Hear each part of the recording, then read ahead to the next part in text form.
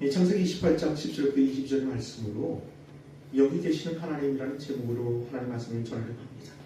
우리 제목 같이 말하죠. 여기 계시는 하나님. 여기 계시는 하나님. 성경 퀴즈 한번 풀어볼까요? 믿음의 조상은 아브라함. 믿음의 조상은 아브라함인데 아브라함 한 분만 계실까요? 믿음의 조상들 이런 것이 맞겠지요. 아브라함의 아들이었던 이삭, 그도 믿음의 조상인데요. 이삭의 아들이었던 야곱도 믿음의 조상입니다. 이 믿음의 조상들 가운데 가장 파란만장하게 살았던 사람은 야곱이라는 사람인데요. 이 구속사에서 야곱이라는 사람이 처한 위치가 굉장히 특별하고 또 높습니다. 원래 야곱은 발 뒤꿈치를 잡은 사람 뜻을 가진 사람이었거든요. 이 사람이 하나님을 만나고 이름이 바뀌죠. 이름이 어떻게 바뀌었죠? 이스라엘. 지금은 이스라엘, 그 이름으로 야곱이 바뀌게 됩니다. 이스라엘이라는 뜻은 하나님과 겨루어 이긴 자, 하나님과 싸워서 이긴 자, 이런 뜻을 가지고 있어요. 여러분, 세상에 하나님과 싸워서 이긴 사람이 있을까요? 어떤 경우가 그럴까요? 우리 시우제가 어렸을 때 저랑 이제 싸움놀이를 하거든요. 막 베개를 막 치고 막 야야 하고 막 싸움놀이를 해요. 그 싸움놀이 결국은 어떻게 되죠? 아빠가 장롱이 죽습니다. 으악! 그 아빠가 죽으면 그 싸움놀이 끝나는 거예요. 아빠가 힘이 세지만 아들한테, 딸한테 지는 거죠. 이스라엘이 바로 이런 뜻입니다. 야곱은 하나님과 아주 특별한 친밀한 관계를 맺었다는 것을 우리에게 보여주고 있어요. 하나님은 아버지고 야곱은 아들이 되는 관계. 그런 관계가 된 거죠. 그래서 야곱이 12아들이 있었는데 그 12아들이 12지파가 됩니다. 그 야곱의 자식들로 이스라엘 민족을 이루게 되는 것입니다. 오늘 본문에는 이 야곱이 하나님을 만난 경험이 기록되어져 있습니다. 여러분이 잘 아시는 것처럼 야곱에게는 형이 있었죠. 에서라는 형이 있었습니다. 에서는 들의 사람이고 사냥하는 걸 좋아하고 밖으로 놀러 나가기 좋아하는 사람이고, 야곱은 아주 내성적인 사람이었던 것 같아요. 엄마 치마폭에서 집돌이로 그렇게 요리하면서 그렇게 살았던 사람입니다. 여러분이 잘 아시는 내용처럼 야곱이 2번이나 형을 속입니다. 한 번은 사냥 갔다가 기진맥진하게 죽을 것 같은 형에게 자기가 끓이던 붉은 죽 한 대접을 장자의 명분을 받고 팔아버리죠. 또 한 번은 제 아버지 이삭이 나이 많아 이제 죽을 때가 되었을 때 장자를 축복하는 그런 전통이 있었는데, 형 대신 이 둘째 야곱이 들어가서 형이 받을 축복 기도를 받습니다. 이 2번이나 형을 속인 거예요. 에서 화가 납니다. 아버지 돌아가시면 저 동생 저놈을 쳐 죽여버릴 거야. 그렇게 결심하게 되죠. 이 사실을 알았던 엄마 리브가는 야곱을 편애했거든요. 이러다가 자식 둘을 잃겠다라고 걱정합니다. 그래서 야곱을 자기 오빠 외삼촌 라반의 집으로 피신을 보냅니다. 야곱의 고향 부엘사바에서 외삼촌이 살던 바단 아람까지는 한 750km 정도 돼요. 서울에서 부산까지 한 400km 되잖아요. 갔다 다시 돌아올 정도, 그 정도 거리가 되거든요. 엄마 치마폭에서 집돌이를 살았던 그 청년, 아무것도 모르는 그 청년, 750km를 가려면 건장한 젊은이의 걸음 한 달을 걸어가야 합니다. 그냥 걷기만 하면 될까요? 한 달 동안 먹을 걸 싹 짊어지고 가야 될 거 아니에요. 갈 목적지는 분명합니다. 외삼촌 라반의 집 바다나라. 어떻게 간지를 몰라요. 그리고 그 당시에는 그 부족 공동체를 떠나면 언제 어떻게 죽을지 모릅니다. 또 그쪽 팔레스틴 지역이 다 광야 아니에요. 들짐승들, 전갈이나 독사 같은 정말 위험한 동물들이 살고 있는 곳입니다. 얼마나 위험합니까? 한번 상상해 보십시오. 그 내성적이고 소심한 청년이 한 달치 양식을 짊어지고 그 멀어간 여정에 발을 내딛습니다. 한 3, 4일 걸었을 거예요. 루소라는 지역에 다다르는데 한 90km 정도 걸립니다. 브뤼셀에서. 이미 날은 어두워졌고 깜깜한데 몸이 너무나 힘든 거예요. 막 길진백진에서 쓰러질 정도입니다. 더 이상 걸을 수가 없어요. 적당한 돌을 하나 취해서 베개로 삼고 잠을 청합니다. 천막함 속에 별의별 소리 다 들리죠. 바람 소리, 들짐승들의 울음소리, 별의별 소리가 들리면서 그는 여러 가지 생각을 했을 거예요. 무식이 많은 생각이 떠오릅니다. 형을 속였던 자기의 잘못에 대한 후회도 있었겠지요. 그러면서도 아버지가 자기에게 해주었던 그 기도, 그 축복의 이름들을 붙잡았을 겁니다. 그러다가 피곤에 못 이겨 잠이 들어버립니다.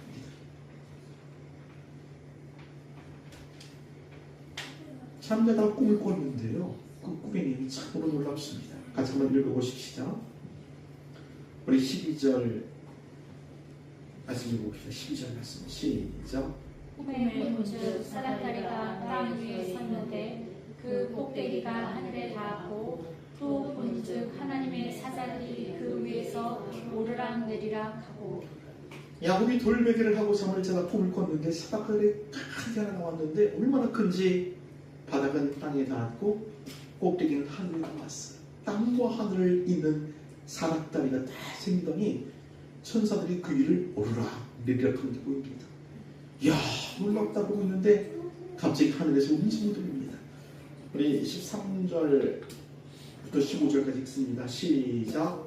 또 본즉 여호와께서 그 위에 서서 이르시되 나는 여호와니 너의 조부 아브라함의 하나님이요 이삭의 하나님이라. 내가 누워있는 땅을 내가 너와 내 자손에게 주리니 내 자손이 땅의 티끌같이 되어 내가 서쪽과 동쪽과 북쪽과 남쪽으로 퍼져나갈지며 땅의 모든 족속이 너와 내 자손으로 말미암아 복을 받으리라. 내가 너와 함께 있어 내가 어디로 가든지 너를 지키며 너를 이끌어 이 땅으로 돌아오게 할지라. 내가 내게 허락한 것을 다 이루기까지 너를 떠나지 아니하리라 하신지라. 아멘. 하늘에서 하나님의 음성이 들리는데 정말 놀랍습니다. 나는 너희 할아버지 아브라함의 하나님이다. 너희 아버지 이삭의 하나님이다. 그리고 어떤 말씀 주셨어요? 창세기 12장 보면 아브라함에게 약속했던 그 복을 야곱에게 주시겠다라고 약속해 주십니다. 그리고 내가 너를 떠나지 않을 거야. 네가 어디를 가든지 너랑 항상 함께 있을 거야 라고 하나님께서 말씀을 주십니다. 그 음성을 듣고 화들짝 잠에서 깨어나는 거예요. 그리고 야곱이 이렇게 고백합니다. 16절 한번 읽어보십시다. 16절 시작. 야곱이 잠이 깨어 이르되 여호와께서 과연 여기에 계시거늘 내가 알지 못하였도다. 잠이 깬 야곱이 이렇게 고백합니다. 여호와께서 과연 여기 계시거늘 내가 알지 못했다. 우리 이 야곱의 고백을 통해서 몇 가지 신앙적인 사실들을 생각해 볼 수가 있습니다. 첫 번째는 여기 계시는 하나님. 한번 따라해 보십시다. 여기 계시는 하나님. 여기 계시는 하나님. 여러분, 하나님이 어디 계실까요? 여기 계시는 하나님. 여기 계시는 하나님은 사실 우리 주안의 교회 예배의 모토이기도 합니다. 여기 앞에 현수막이 있어요. 여기 계시는 하나님 주님을 예배합니다. 여기 계시는 하나님. 하나님은 과연 어디 계실까요? 여러분이 익숙히 아는 말씀 가운데 이런 말씀이 있죠. 여호와는 성전에 계시니 잠잠할지어다. 하나님은 성전에 계십니다. 또 예배하는 이곳 교회에 하나님은 계십니다. 또 어디 계실까요? 오늘 야곱이 만난 하나님은 어디 계세요? 야곱이 지금 어디 있죠? 광야에 돌베개 베고 그 들판에 잡고 있어요. 그 들판에 하나님이 여기 계시는 거죠. 야곱이 그것을 인식한 겁니다. 하나님이 여기 계시는구나. 하나님이 나와 함께 계시는구나. 그 사실을 알고 인식하게 된 것입니다. 야곱이 있었던 그곳, 여기, 거기는 어디일까요? 그것을 좀 넓게 좀 생각해 본다면 이렇게 우리는 적용해 볼 수가 있을 겁니다. 마치 부엘세바에서 바단 아람으로 가는 갈 길 모르는 그 여자, 그것은 어쩌면 우리 인생길을 닮지 않았습니까? 우리 인생길 한 번도 가본 사람이 없어요. 다 처음 가보는 길이고 어떻게 갈지 모르는 인생길을 걸어가는 거죠. 어떤 위험을 만날지, 어떤 어려움을 당할지 우린 막막하고 담담하며 때로는 절망스럽기까지 합니다. 그 길이 우리가 걷는 인생의 여정입니다.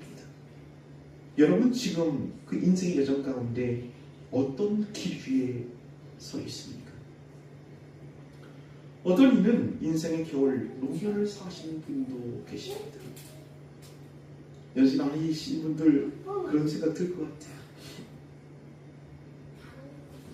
내가 몇 번이나 더 이 여름을 보낼 수 있을까? 내가 얼마나 더 살 수 있을까?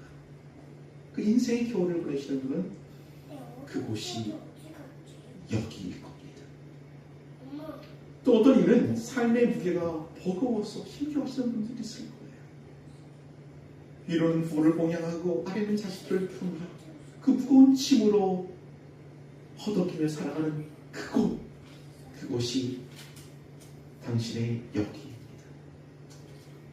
또 어떤 이는 입시라는 삶의 경쟁 때문에 허덕이면서 자신의 무력함에 무너져 내리는 그런 삶이 있을지도 모르시오.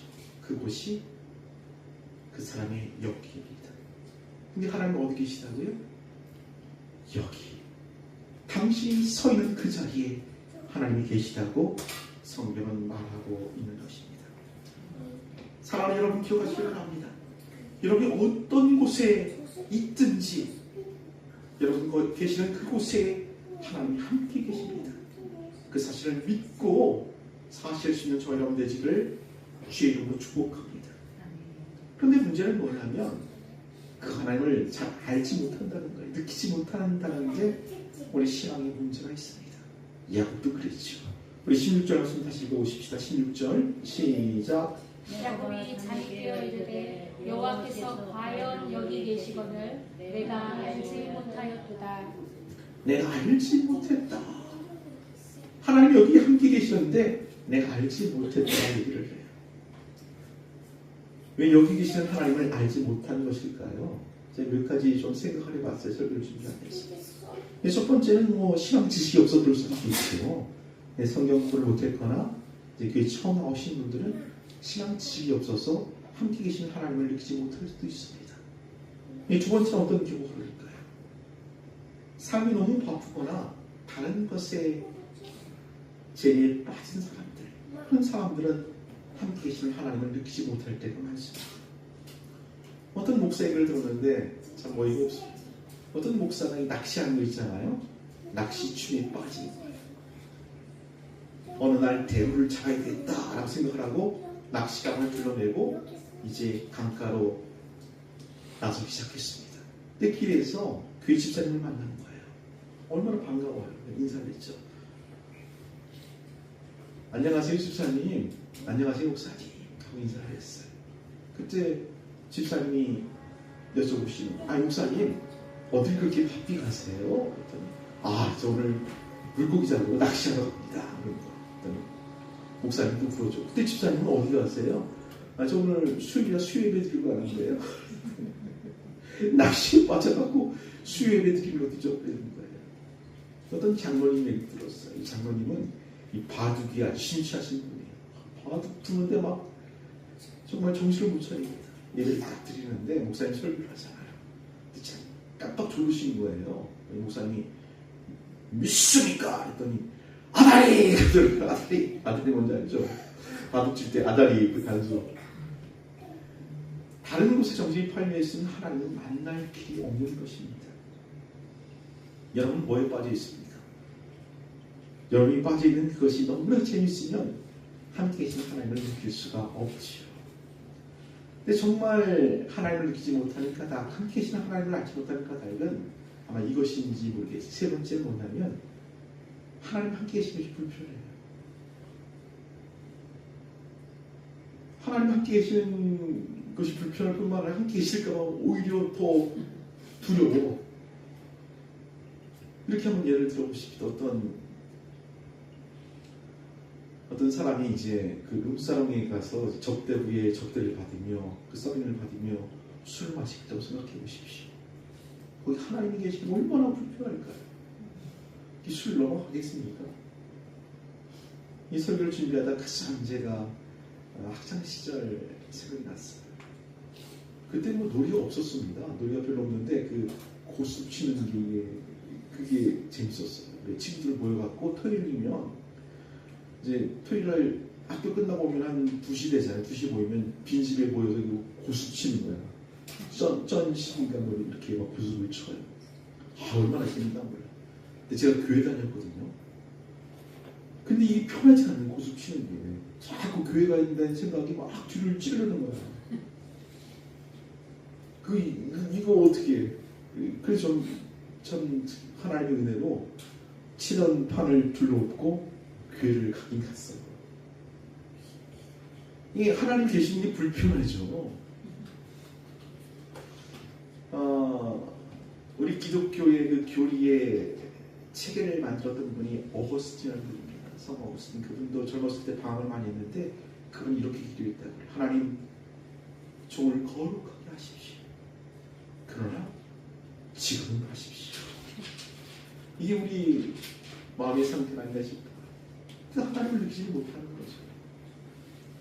또 이런 경우도 있을 것 같아요. 네 번째, 너무 삶이 힘들어서, 너무 벅차서 하나님 생각할 여유도 없는 거예요. 그냥 쓰러지고 그냥 자고 싶고 뭐 아무 생각도 못하는 그런 지경에 빠진 사람도 하나님을 느끼지 못하는 경우들이 있습니다.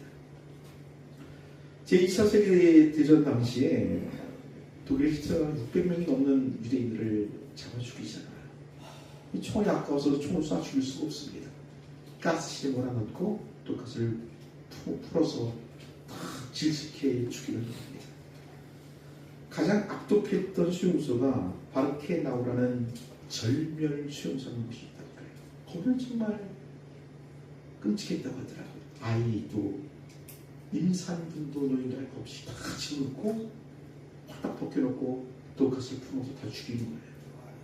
그리고 그 박시체를 묻어서 매장하면 끝이죠. 근데 전쟁이 끝나고 놀랍게도 연합군이 그 수용소를 쳐들어갔을 때 그 벽면에 수용소 벽면에 손톱을 긁어서 막 한 낙석이 있어요. 거기 한 그릇가 있어요. 지금 하나님은 어디 계시나요? 그 사람들이 하나님 어디 계실까요? 근데 놀라운 것은 그 뒤에 답이 있어요. 하나님은 지금 여기 계십니다. 사랑하는 여러분, 이것이 신앙이겠죠. 여러분들이 힘들어 쓰러진 그 자리에 하나님도 거기 계시죠. 너무 힘들어서 아무것도 못할 때 가만히 눈을 감고 십자가를 그려보십시오. 십자가를 쳐보신 그분, 인생의 고통이 무엇인지 아시는 그분이 우리를 아십니다. 우리 처지를 동정하시고 연민하십니다. 그리고 우리를 혼자 두지 않을 겁니다. 믿습니까? 우리 함께 계신 그 주님을 믿으시기를 주의 이름으로 축복합니다. 제 야곱은 하나님을 경험한 뒤에 고백했고 반응합니다. 어떻게 반응했는지 한번 읽어보십시다. 우리 17절입니다. 17절 시작. 이에 두려워하여 이르되 두렵도다 보시오. 이것은 다름 아닌 하나님의 집이요 이는 하늘의 문이로다 하고. 하나님을 경험한 야곱은 뭐 즐거워서 펄쩍펄쩍 뛰는 것이 아니라 두렵다라고 합니다. 근데 이 두려움은 우리가 생각하는 두려움이 아니에요. 요즘 재호가 그 지하실 2층 지하실에 가서 운동을 하거든요. 근데 어른이 가도 무서워요. 그 지하실 깜깜한데 막 무섭고 혼자 가서 어떻게 운전을 하는지 물어봤어요. 안 무서워 했더니 처음엔 좀 무서웠대요. 누군가 계단을 조심히 걸어가 칼로 소리 찌를 것 같다는 또 생각이 들더라는 거예요. 이런 두려움이 아니에요. 만약 여러분이 병원을 갔는데 암말기군요. 당신은 6개월밖에 살 수 없습니다. 그때 느낀 그런 두려움을 말하고 있는 것이 아니에요. 다른 차원의 두려움을 오늘 성경은 말합니다. 비슷한 예를 제가 아주 젊었을 때 느낀 적이 있는데, 제가 도봉산 등산을 간 적이 있거든요.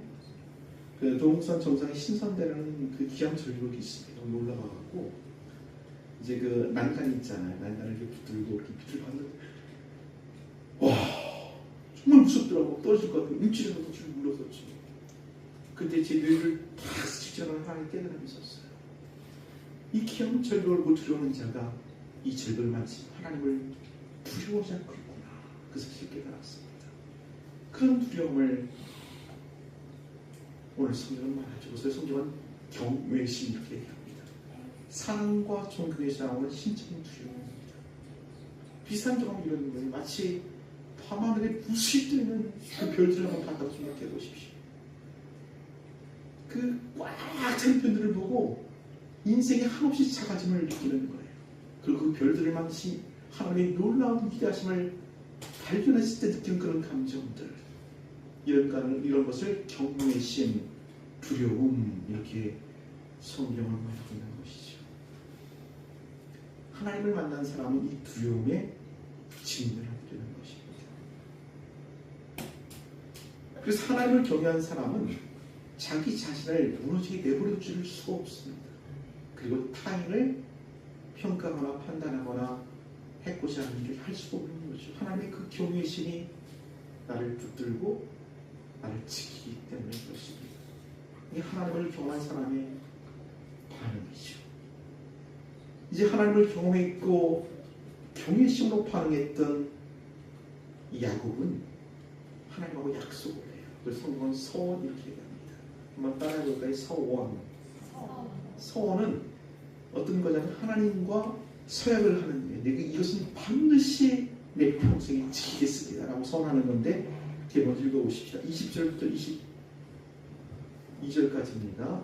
20절부터 22절까지 시작. 야곱이 서원하여 이르되 하나님이 나와 함께 계셔서 내가 가는 이 길에서 나를 지키시고 먹을 떡과 입을 옷을 주시어 내가 평안히 아버지 집으로 돌아가게 하시오면 여호와께서 나의 하나님이 되실 것이요 내가 기둥으로 세운 이 돌이 하나님의 집이 될 것이요 하나님께서 내게 주신 모든 것에서 10분의 1을 내가 반드시 하나님께 드리겠나이다 하였다. 하나님을 만난 야곱은 두 가지를 선언하는데, 첫째는 이 돌베개를 주춧돌로 성전을 세우겠습니다. 그것은 예배에 대한 서약입니다.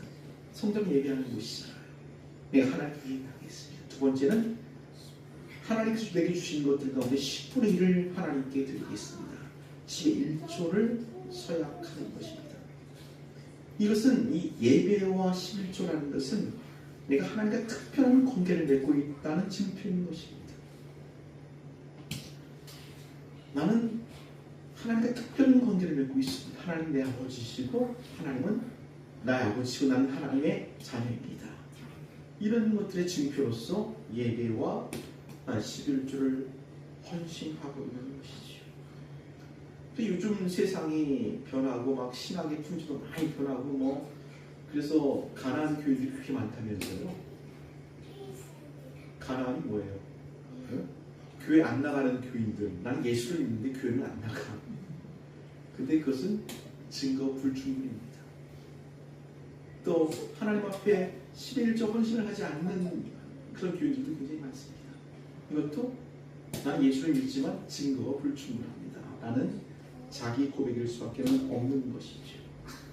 사랑하는 여러분, 여러분이 하나님과 관계를 맺었다면 하나님이 여러분과 함께 있는 사실을 믿으십시오. 그리고 그 증표로 예배생활, 헌금생활을 통해서 하나님을 섬길 수 있는 저 여러분 되어지를 주의 이름으로 축원을 드리겠습니다. 기도하십시다.